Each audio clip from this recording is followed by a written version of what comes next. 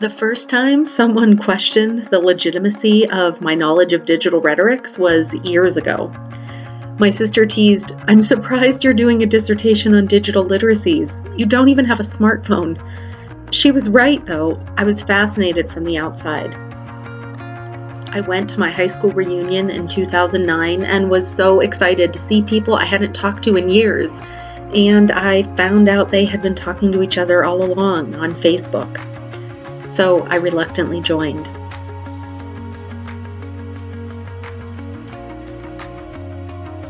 It happens when I mention something related to digital technology in a class with freshmen, and students just start explaining it to me, whether it's a new app or a social media platform or the latest meme. And I want to say, hang on, pause, this is research I do, I know this stuff. But I just listen. It happens when colleagues explain to me how data analytics work or how teachers use technology in the classroom. No one says, "Tell us what you know." This is a story of designing a Rhetoric of Social Media course in 2019 and questioning my own shaky expertise on the subject in the process. I first taught this course in 2015. Vine still existed.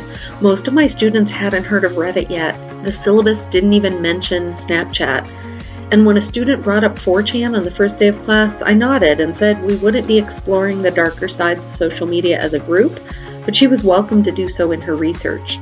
I was fairly fresh off a dissertation on students' digital literacies and well-read in current social media research. But then 4 years passed. I got ready to teach the course again and somehow knew less about social media than I had 4 years before. What had I been doing? Well, directing a writing program, but that's another topic. I'd been studying students' digital writing for almost 10 years, but my most recent study had taken longer than planned. Long enough that a reviewer had suggested construction of identity on Facebook wasn't worth studying anymore, that it was time to move on.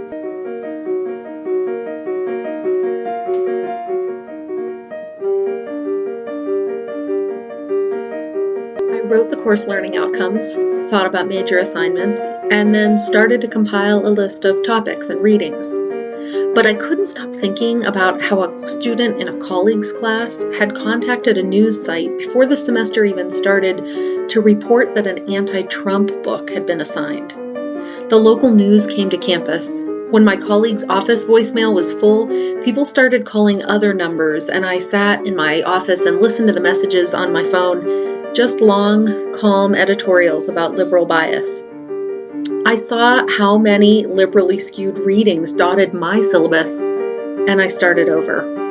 I looked for texts in new places and wrote a new syllabus with readings from the New Yorker and the Atlantic, and also the Weekly Standard and the National Review. I wanted practice on social media outside of my personal accounts, so I took over my department's Facebook and Twitter. I imagined creating fabulous, well-timed content and getting students excited about the department and interacting with me online. Instead, I created plenty of okay content that largely went into a vacuum with only a small number of people taking notice. I wondered, what would my students think? A few who planned to take the social media course followed these feeds.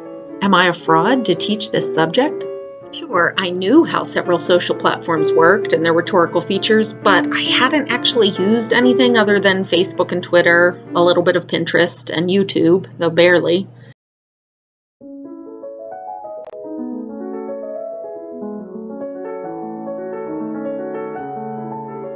So I logged onto Instagram, started following people and posting. A freshman in my office hours referred to Snapchat stories, and I didn't know what she meant, so I downloaded the app.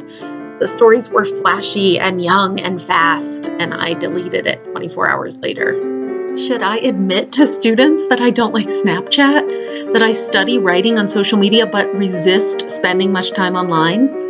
I posted pictures of flowers on Instagram, and when it started to get cold, I posted pictures of cold flowers, and when they dropped, I posted pictures of the snow. And then I needed to make the syllabus happen, really happen. I wrestled with how to get students to care enough about weekly readings to actually engage with them. The last time I taught the course, we had a class Facebook page, and it was a hit. Students discussed readings and formed a community that extended well beyond the class. But if I did the same again, students would cry, "Facebook is dead." I settled for a Canvas discussion board and wrote prompts that I hoped would foster critical thinking and close reading and nuanced understanding of how social media is rhetorically constructed and rhetorically presented to the world. I toyed with the look of the syllabus for far too long.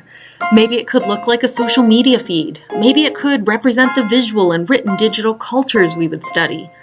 But maybe students would think that's tacky. Maybe they'd think I was trying too hard. It happened again on the first day of class.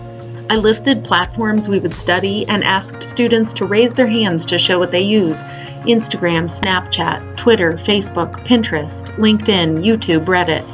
I asked, "What other platforms do you use?" And a student pointed at the Twitch logo on her sweatshirt. In the 2-second pause that followed, I thought, sure, Twitch, the streaming site for gamers. I'd never thought of it as social media, but of course it is.